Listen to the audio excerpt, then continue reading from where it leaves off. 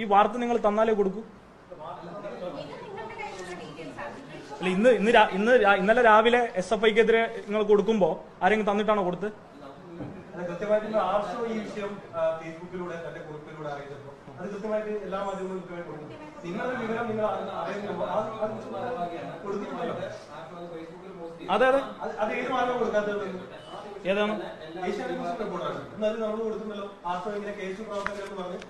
Arsho KSU പ്രവർത്തകൻ എന്ന് പറഞ്ഞാൽ മാത്രമേ അയാൾ KSU പ്രവർത്തകനാവുന്നുള്ളൂ.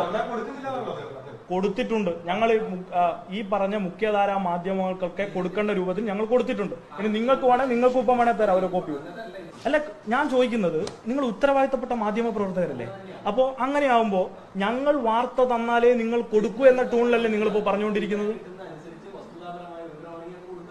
അതെ, വസ്തുതാപരമായ വിവരമാണല്ലോ ഇത്, അല്ലേ? ഇന്നലെ രാവിലെ 8 മണി തൊട്ട്, അല്ല ഒരു കാര്യം കൂടി, ഇന്നലെ രാവിലെ 8 മണി തൊട്ട് ഈ നിമിഷം വരെയും നിങ്ങൾ ഞങ്ങളുടെ സംഘടനയുടെ പേര് ഉപയോഗിച്ചത് ആരെങ്കിലും വിവരം തന്നതിന്റെ അടിസ്ഥാനത്തിലാണോ? അല്ലാന്ന് ഞങ്ങൾ ഇതുവരെ എവിടെയും പറഞ്ഞോ? അല്ല, അതാ അതിലൊന്നും ഞങ്ങൾ വേറെ അഭിപ്രായം ഒന്നും പറഞ്ഞല്ലോ.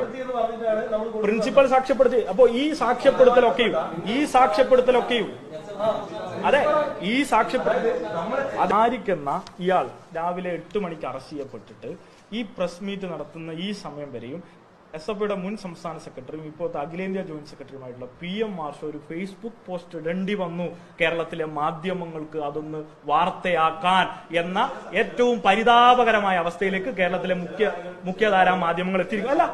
അല്ല നിങ്ങൾ അത് താമസിച്ചൊന്നല്ല സാർ. നിങ്ങൾ എന്നെ ന്യായീകരിക്കല്ലേ? പൂർവ്വകാല വിദ്യാർത്ഥി എന്ന് പറഞ്ഞ് നിങ്ങൾ ഇവിടെ വാർത്ത കൊടുത്തത് 8 മണി തൊട്ട് ഇപ്പോ PM മാർഷോന്റെ പോസ്റ്റ്, ആ പോസ്റ്റ് ഒന്ന് എടുക്ക്. PM മാർഷോന്റെ പോസ്റ്റ് കൊടുത്ത ആ സമയം, ആ പോസ്റ്റ് ഞാൻ കൃത്യമായി കണ്ട് ഞാനത് സ്റ്റാറ്റസ് വെച്ചിട്ടാ വരുന്നത്. ആ PM മാർഷോ പോസ്റ്റ് ഇട്ടതിന്റെ ആ സമയത്തെ നിങ്ങൾക്ക് അറിയുന്നുള്ളൂ ഇയാൾ KSU ആണ്. അതിനുശേഷവും നിങ്ങൾ വാർത്തയൊന്നും കൊടുത്തിട്ടില്ല. PM മാർഷോ ഈ 8 മണിക്ക് അറസ്റ്റ് ചെയ്യപ്പെട്ടോട്ട് PM മാർഷോ പോസ്റ്റ് ഇടുന്നത് വരെയും അതിനുശേഷവും നിങ്ങൾ വാർത്ത കൊടുത്തുകൊണ്ടിരിക്കുന്നത് ഇയാൾ പൂർവ്വകാല വിദ്യാർത്ഥി എന്നുള്ളതാണ്. അയാൾ KSUവിന്റെ മുൻ യൂണിറ്റ് സെക്രട്ടറി ആണെന്ന് ഒന്നും കൊടുക്കുന്നില്ല. 2 മണിക്കൂർ മുമ്പ് ആണ് PM മാർഷോ പോസ്റ്റ് ഇട്ടത്. ഇപ്പോ കൃത്യം 4 മണി 39 മിനിറ്റ്, കൃത്യം പറഞ്ഞാൽ 2 മണി 39 മിനിറ്റിനാണ് അദ്ദേഹം പോസ്റ്റ് ഇട്ടത്. ഈ അറസ്റ്റ് നടന്നത് രാവിലെ 8 മണിക്ക്. 8 മണിയും 2 മണിയും തമ്മിലുള്ള ദൂരം എത്രയാണ്?